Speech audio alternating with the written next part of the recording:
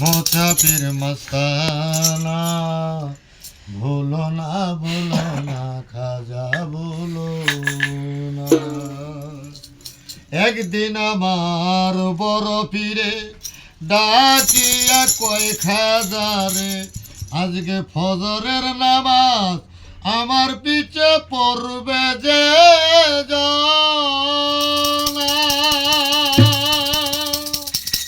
ফজরের নামাজ যেজন আদায় করিবে সেজন, বিনা হিসাবে জান্নাতে গমন বলছে রাব্বানা। ভুলো না খাজা ভুলো না। এই ঠাকুর টুকুর বাজে তোমারি দরবার